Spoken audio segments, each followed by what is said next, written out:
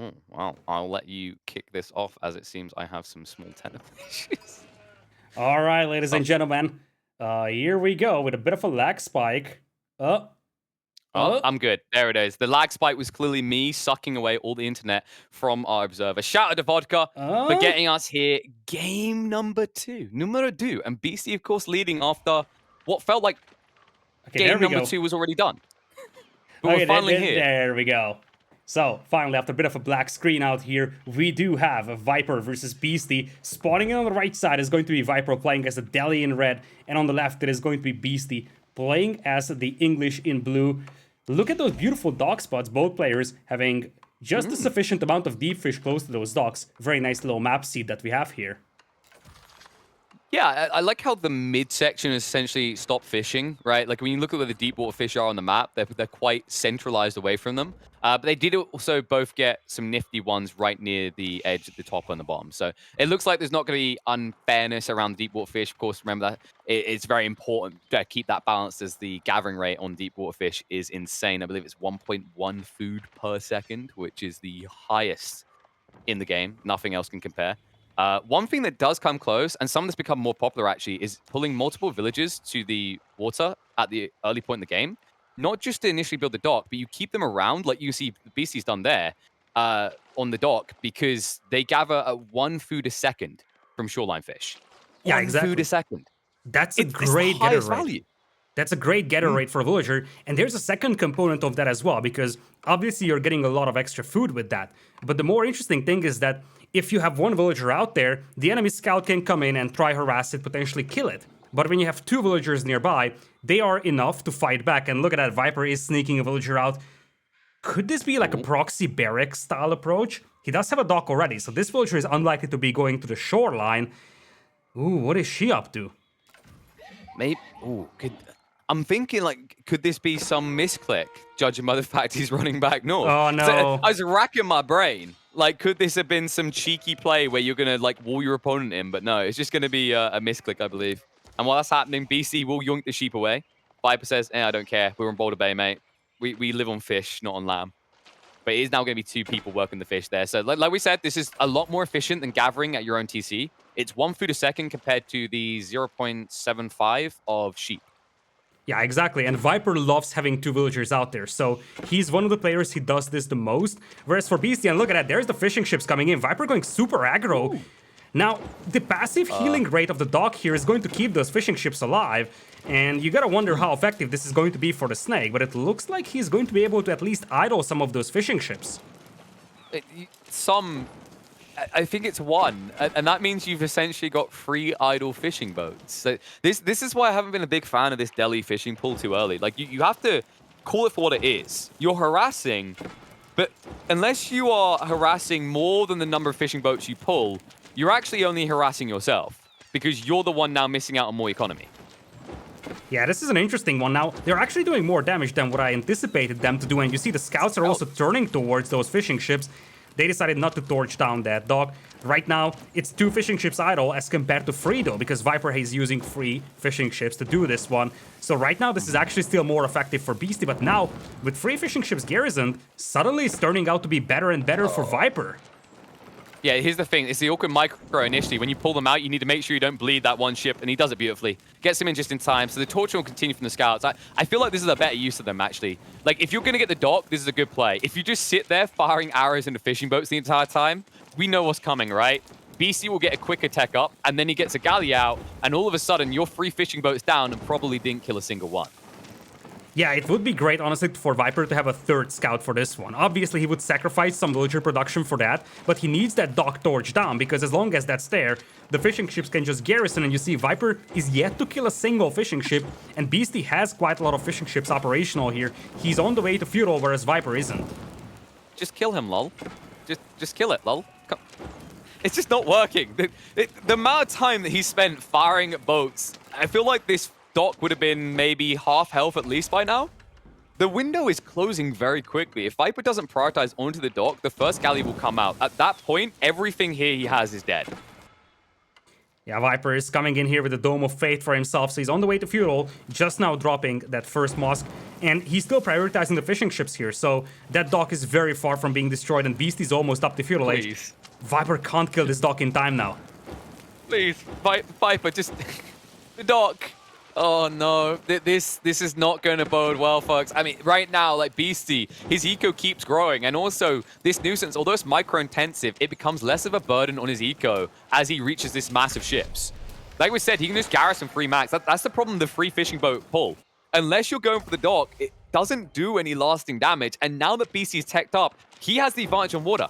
Because although you had these fishing boats at the beginning, your Feudal Age ship compared to the English is absolute pure trash.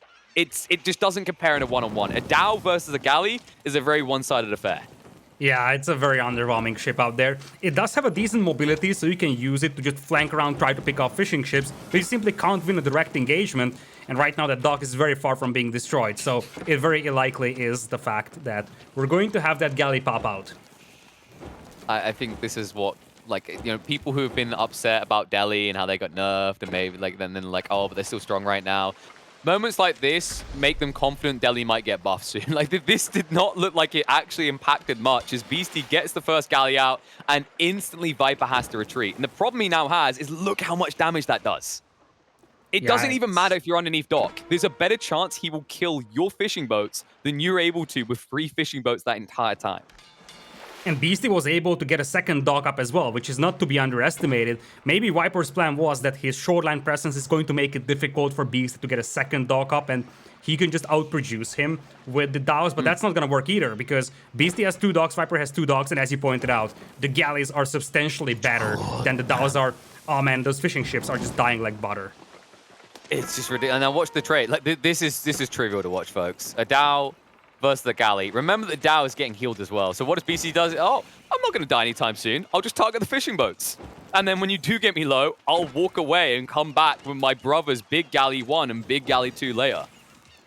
And let's not forget, arrow ships can no longer fire while moving, which means that even though Viper is going to have higher mobility with that Dhow, and even though he can pursue that galley, it's not like he can just shoot at it while he's pursuing. So as you see, he's going to have to pursue.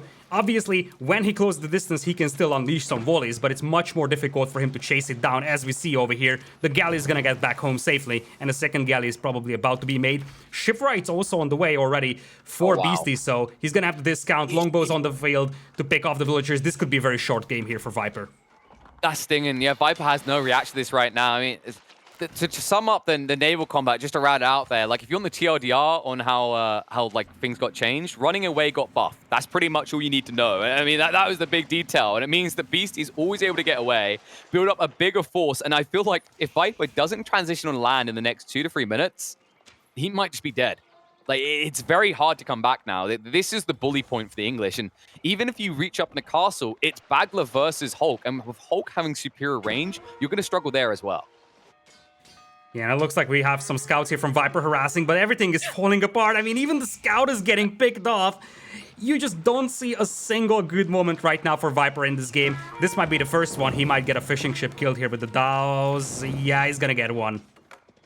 I feel like we need a tuning pack that simply, whenever English peasants pull out their bows, it just needs to say, "You what, mate?" Because it's really what it feels like. You go to harass villages, and this is the only civ that instantly turns around and peppers you with arrows for the for the gluttony of your move.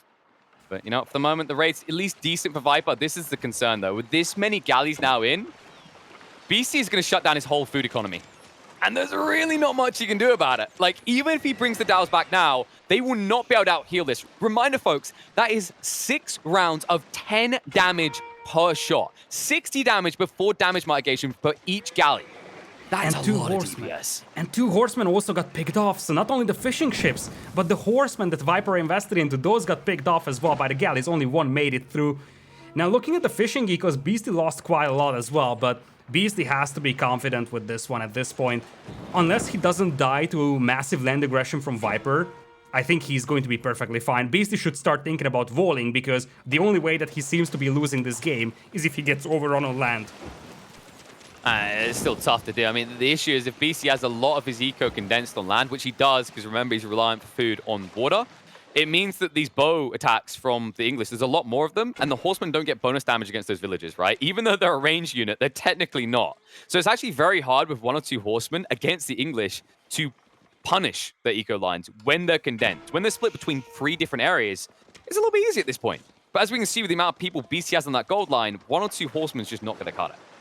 Yeah, and Beasty's up to 7 galleys. I mean, he's playing for water dominance. Those longbows are just there to distract Viper, push him off from gold, making it difficult for him to replenish those dows. All the fishing ships are being pulled. Looks like Viper is up to 6 dows as well. Beasty could technically take this fight, but he once again is just playing this safely, methodically. And look at that horseman. I mean, that feels like a bad joke, really, against all those villagers. Yep. Well, he's at least going to kill 2 villagers for his trouble. I mean, I don't know if you necessarily need to go for that. Oh, actually, no, the scout! He panicked! A coward is fleeing from the battlefield. Shameful display, and he will be punished for it. He could have just killed the villager, Lidda. Maybe. I feel got him. I feel like he wanted to get away with that scout because he valued the information so much. Now he's without the scout, so he doesn't even have any idea of what Beasty's doing. And here is where it gets scary for Viper. Let's assume that this game goes long, which seems to be the case with Beasty starting to wall himself off. If Beasty gets to Castle Age, he's doing so with the King's Palace, which means that he can not only capitalize on water control, he's also going to start building up a villager lead. So from an economical perspective, Beasty's gonna be in a great spot. Now Viper trying to build up a new dock over here. He's not going to give up on water easily, but I don't know how big of a chance he has to ever win water. Well, look at that, folks. I mean, Delhi, they're just broken. Dows need to be nerfed.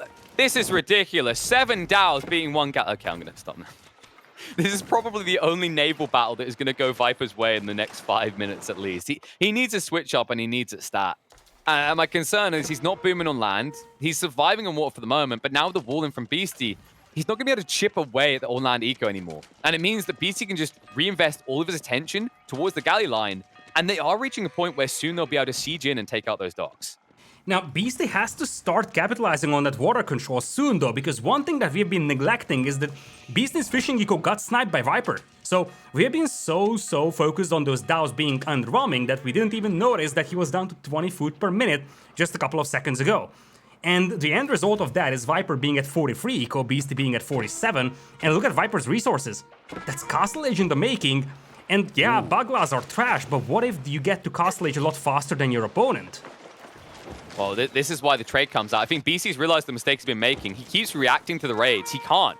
This is the one edge the Dow have over you. They're too fast. But if you just park yourself right in Viper's dock line, not much you can do. However, look at the ambush. Reveals himself right in the stealth sea, forces opponent away. It might end up being a trade of 1-for-1, but Viper slivers away right at the end. Won't make it out of all the ships, though. Final Slurry should come out and snipe one of them down. How are you still alive? Bold prediction. I got a bold prediction here for you. I think Viper wins water. I mean, this is the exact win condition for him. He's using the mobility of those dows, and he's sniping Beasty's fishing eco. So he's saying, okay, I don't have my own fishing eco, but you are not going to have yours either. And I have the berries, the Delhi berries we were talking about. Let's not forget, Viper now has the ranged attack and defense upgrade as well. He has gotten a lumberjacking upgrade, now he's grabbing the food upgrade. He's got the mining upgrade, unlike Beasty. He's on the way to Castle Age. Yeah. Beasty wasn't able to clean him up in time. The issue is Beasty didn't just want to commit to the docks like park here and go for the trade. And it means that he just lost, right? Think about it as for a land perspective. Imagine you've built men-at-arms and your opponent has built knights. You're on the defensive of the men-at-arms. What are you doing? You're just running around your base, not stopping anything. And this is the same situation. It's a mobility deficiency issue. He has so many galleys, and they have done so little. In fact, they're getting picked apart one by one by an efficient fleet of dows that when they're done with them, will instantly return to the eco lines of Beasty. And Beasty's just nowhere to be found once again. Look at Beasty. I mean, once again, just a minute ago, he had 20 food per minute, and now we're seeing 3 Buglaws queued up. Such a great play here for Viper. He really delayed that fishing eco from kicking in. He sniped those fishing ships, now he's about to lose those dows in this corner. But once again, as you pointed out, he can flee, and with that, he's going to be able to keep this fleet alive, dive in, snipe the fishing eco. Now Beasty has a pretty substantial eco lead, so we're looking at 60 versus 45 eco, but now Viper is gonna have the advantage of Castle Age. He can start popping out the Buglaws, and what's more important is that he can start walking towards those relics, help compensate for that eco deficit. Yeah, he can transition on land as well. That's the other important thing, right? Like, he went for the House of Learning, so eventually we'll have home blades. He could wrap in with lances, and Beasty, remember that he isn't protecting himself with stone walls here, right? This is just palisades for the moment until he techs up. So there is still vulnerability on land that remains that isn't felt the same way. And this is something that Beasty is going to have to address on two fronts. Even when he completes the tech up, he is going to have a point of weakness. Remember, any transition in a game is you showing weakness, right? You're exchanging something to get something better later on. In this case, you're going to be exchanging 1,800 resources. That's a big dent in your eco. That means that your production on sea is going to suffer, and it already is. The numbers are starting to diminish, as Beasty is going to go down to probably 10 galleys in the field, and Viper is starting to enclose upon it. Yeah, Viper is cleaning him up. I mean, Castle Age is on the way for Beasty, though, so maybe he's gonna have the win, though, because 10 galleys can hold off a couple of Buglas over here, and we talked about this one. All Beasty needs is just a couple of Hawks, and he still has a pretty substantial eco lead. He's going to have that second town center as well with the King's Palace, so maybe Beasty's gonna have enough time to buffer this up. Buglas in decent numbers here, but probably insufficient to take down the docks before the first Hawks comes out. If you can get a little bit of shuffling around, maybe it can help him. And Beasty, he's a few seconds away from completing the tech up. And after that, you do need a pretty substantial amount of time to get the first Hulks out. It's an opportunity, but the problem Viper's going to have is even if he kills off the galleys, remember, these battlers are terrible at taking out the docks, which means it will have plenty of time to get the quality unit out. And in the meantime, the exchanges are still working out. The heals coming out in all these units. The shuffle by Viper ineffective because remember, when you're circling around looking for the dance to fire off both ballistas, you don't get to choose your targets. Yeah, Viper is capping the sacred site over here, so he's gonna have a nice little extra gold from that, but he's down to what is just 4 Buglas, and look at the queue of Beasty on the left side, 4 Hawks immediately queued up, and now we're looking at a 15 eco lead for Beasty with him finally getting that quality naval unit out there. The window for Viper is closing rapidly. You know, a lot of people have taken to calling the Baglers badlers. I call them the Bahahalas because whenever I see them, I can't stop laughing. It really is a pathetic looking unit. I mean, every moment you're like, this might be the day, this might be the battle, and then just look at it. Just look at how pathetic it is, especially against Hulks. Hulks have substantial health, so they're able to take a lot of this fire. Also, their missile resistance is high, and if almost half of your damage is into arrow fire burst attacks, it means the heavy amount's being negated. Remember the maps we gave you before? I think this galley has like, what, 5 missile resistance? So out of those burst attacks, which make up 50 total across 5 attacks, you're losing half of your damage out of that element of your firepower and Baglers. And that's why this is about to backfire quickly. Beasty's in. First round of Hulks looking hefty. Galleys used as a tanking unit on the front line. Trade's just not working out for Viper. Even if he gets through the Hulks, he still has to contest the Hulk. Galleys, he still has to contest the Hulk, rather. Yeah, and I feel like this is where Viper needs land. He needs land badly. Yeah, he needs it. I mean, he's trying to go for demolition ships, but as long as those galleys are still in there, they can snipe those. The Baglas are retreating. I think Viper is trying to bait Beasty to an overextension to get the demos in, but now the eco gap is just growing and growing in the favor of Beasty. And I think Beasty, in this position, he should know that he's winning on water, so he needs to be prepared for a potential land aggression from Viper. Yeah, and honestly, like the boom ships, they're not necessarily the easiest way to recover your game, right? Like this isn't your ICBM. These aren't your tactical nuke boom ships we used to have. They are pretty pathetic these days, and well, you know that it's hard enough to actually gap close when you're up against Hulks. It's even worse when the AoE on it is so much lower than it once was. Now, once again, Beasty's forced to pursue, and that is definitely buying a lot of time for Viper. Those Buglas are using their mobility. But Beasty should probably just focus on taking down those docks, really, because he can't catch the Buglas. Easiest thing to do for him would be to take down the docks and prevent new Buglas from popping out. Well, I think this is very different to the galley situation. As you can see, the movement speed is more or less matched, right?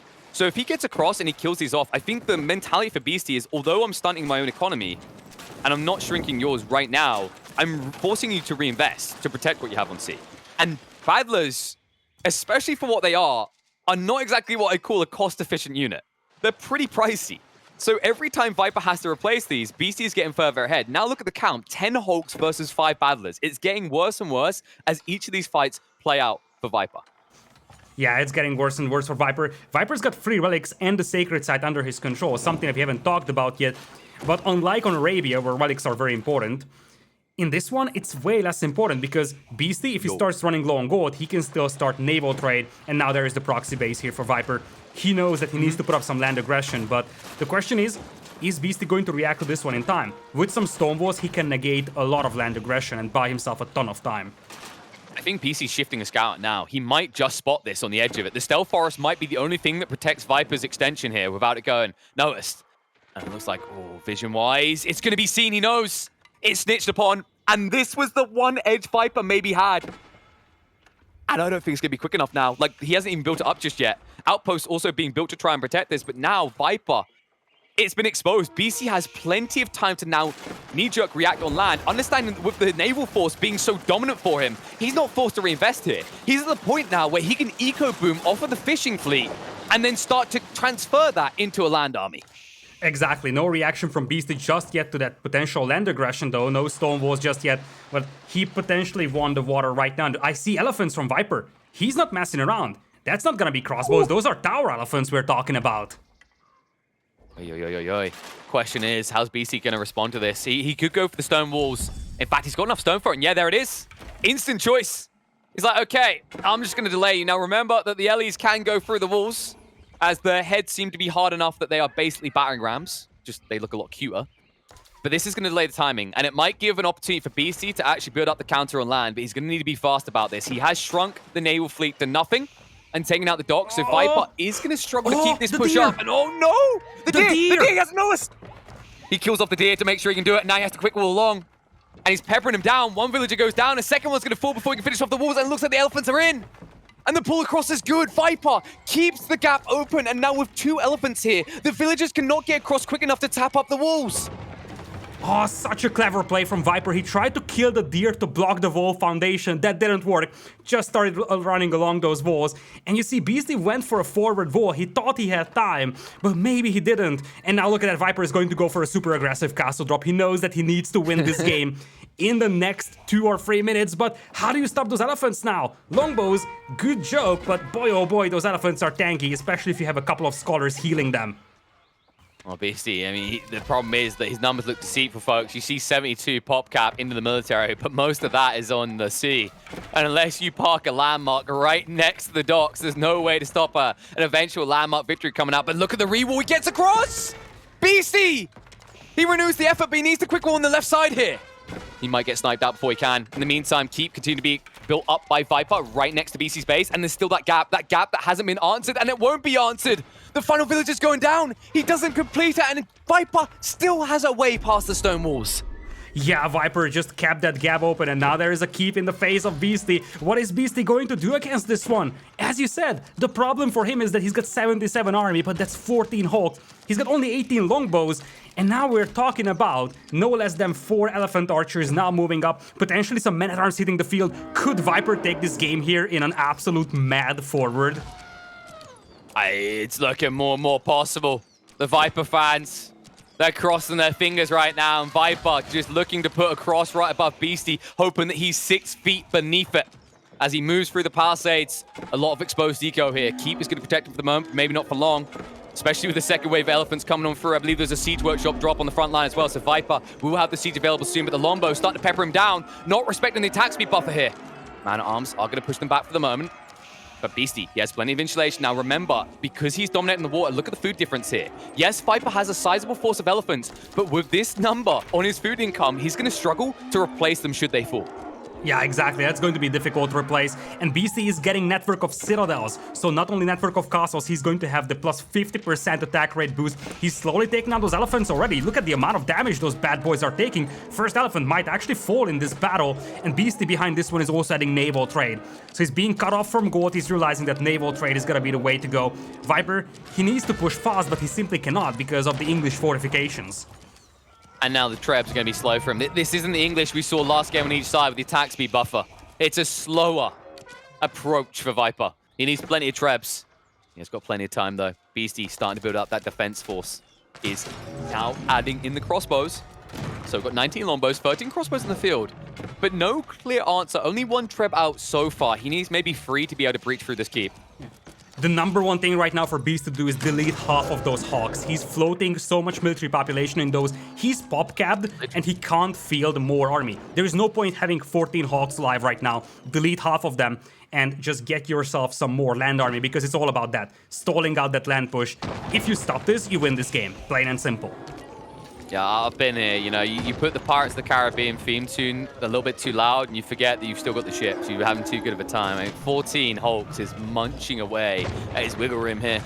And you just see the effect. I mean, he can't even transition a trade at this rate with the way he's quickly pop-capping himself. He needs to be careful. And there, it finally happens. Sinks a bunch of them, frees himself up. Has gone for the transport ships as well. Beasty. What? There's no way. There's no way he's thinking about it, right? He shouldn't. It's too risky. I mean, if he stalls this push out, he's going to be fine. But Sacred Site. It has to be Sacred Site, yeah, right? it has to be that. Like, he has to go for the Sacred Site on the water, go for a castle out there. Viper is dropping a castle himself, but now he's facing so many longbows over here, and the Elephant Archers won't stick around there for long. Looks like Viper... They're in too deep. Did he cancel it? Yeah, he cancelled it. He realized he wouldn't be able to get it up. There's not enough troops here. Pushes back for the moment. Trebuchet count increase. I believe I even see a Mangonel on the tree line. It's almost more like a mirage at this point. Nobody willingly builds those. Only Viper is the one up is in building them so far. The bigger issue is he needs additional trebs. He needs to get through the infrastructure. One is down. King's Pass quickly being rebuilt, though. Remember, it's a flimsy structure that goes both ways. You can quickly restructure it. Think about this for a brief moment, though. What about the landmark snipe? Beasty's Castle Age, he's got the King's Palace, he's got the Town Center, and he's got the Council Hall. All of them on the very same screen. The King's Palace is gone, the Council Hall is being trapped right now, and the starting Town Center is right next to it. Viper could go for a landmark snipe here with the trebuchets. But one big difference we have to remember is that the amount of villages that Viper has on the front is finite, right? This is Beasty's base. He can pull all the villages to insta-repair. So once they reach that critical mass of trebs, only one side should be able to snipe out this critical defense structure. So that's something that Beasty needs to access. He needs to get more goals sort ASAP so he can get additional trebs to get rid of this. Because right now, that's the only thing stopping him from pushing in with the longbows and crossbows.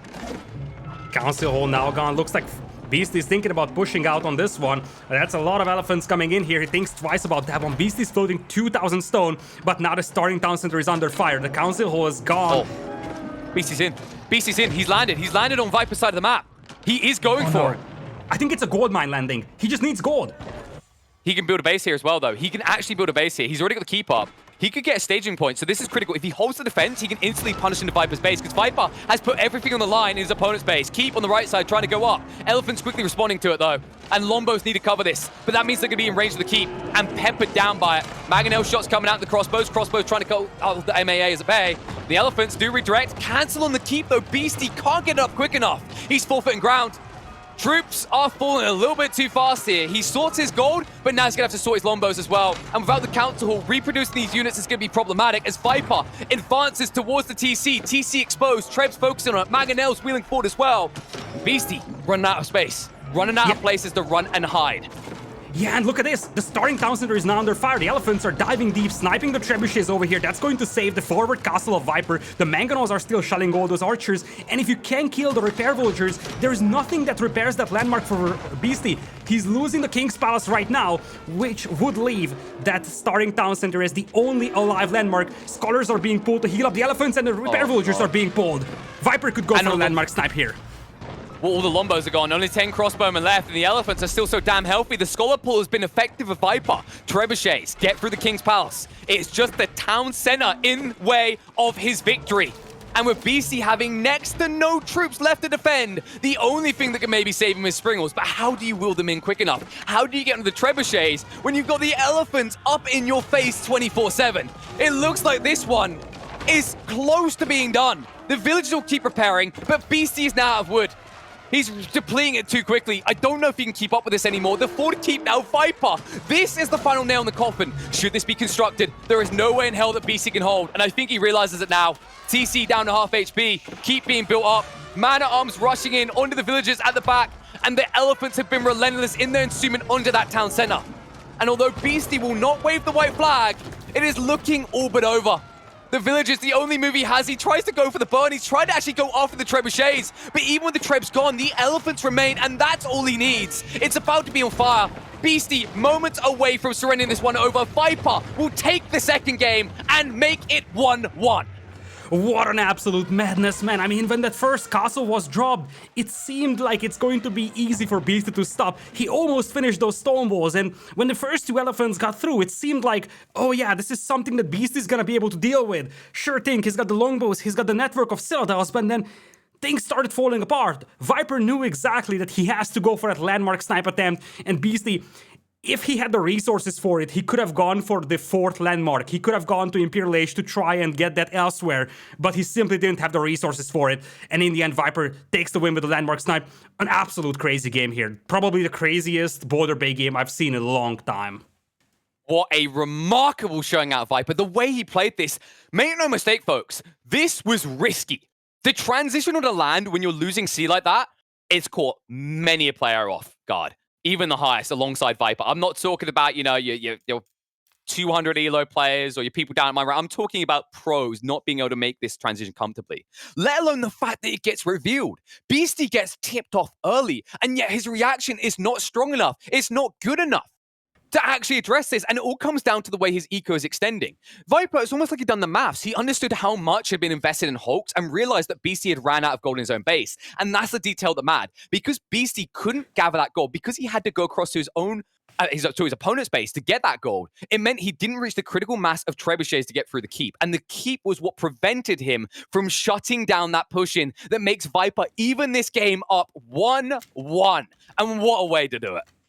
What an absolute brutal game. And as you pointed out, make no mistake, this is not an easy thing to pull off. It might seem like it, but when Viper started to think about, okay, I'm going to play forward, I'm going to just give up on the water, his win chance was like less than 5%. Basically, 1 out of every 50 games is what you can win with no water on Boulder Bay currently, and Viper just pulled one off like that.